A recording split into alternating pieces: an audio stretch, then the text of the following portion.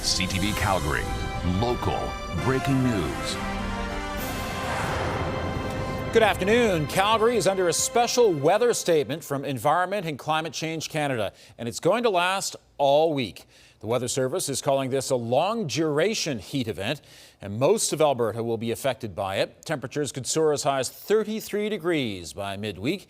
There will be some relief overnight, but Environment Canada cautions people to watch for signs of heat exhaustion in yourself and others, and that includes headache, nausea, and dizziness. Calgarians are getting ready to deal with the heat. I'm probably gonna enjoy it. Yeah? I'd say. Feel too hot for you? It's too hot. Look at the skin. I'm gonna burn. Not really. Like, I still go out as much as usual, I think. He's not gonna stop me doing that. The City of Calgary says its cooling locations, libraries, and recreation centers are open to those who need them. A motorcyclist has died after a crash near Sate. It happened just before midnight at the intersection of 16th Avenue and 10th Street in the northwest. Police say the motorcyclist was speeding and failed to stop for the red light. He hit the SUV and was thrown off his bike. The 20-year-old was taken to hospital where he died from his injuries. Police are still looking to speak to any witnesses or anyone who has dash cam footage. Police continue to investigate a stabbing. It happened around 2 Saturday morning in an alley near 11th Avenue Southwest. Police were notified of the incident when 2 victims showed up at the Sheldon Schumer Center. Both of them are in stable condition. With just days to go before the start of school, there's still no deal between the teachers and the province. In June, teachers voted 94% in favor of a strike. They have a 120-day window for job action, so the latest they could walk out is October 7th. The Alberta Teachers Association says negotiators will return to the bargaining table this week. On her radio call-in show on Saturday, Premier Danielle Smith says teachers have made it clear it's not just about money.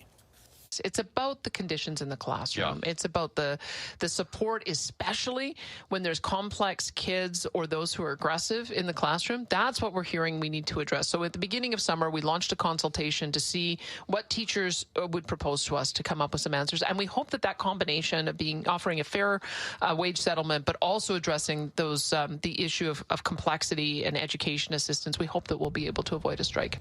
The Teachers Employer Bargaining Association, which is the provincial group dedicated to collective bargaining with teachers, will hold a vote this Friday about whether to lock out teachers. Air Canada's flight attendants will start voting on their tentative agreement this week. The deal is said to include an incremental pay hike over 4 years. It also includes pay for work done while the plane is on the ground, although that's at a lower rate. Several flight attendants have told CTV News they plan to vote against the deal, saying the wage increases are not enough. Voting is expected to start on Wednesday. Negotiations between Canada Post and the Canadian Union of Postal Workers are resuming today. Canada Post says it's committed to the collective bargaining process with the union to reach an agreement. The Crown Corporation is reviewing the union's offers and has asked for more details, adding it's in regular contact with the union through federal mediators.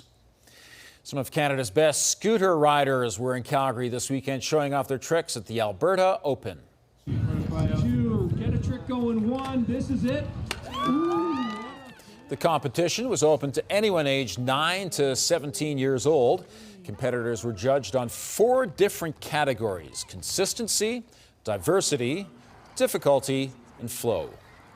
It was very nerve-wracking, and I enjoyed it. It was probably the best experience I've ever had. Just being here with everyone, the whole scootering community, and doing your runs, having fun, competing, riding, flipping, doing all the tricks.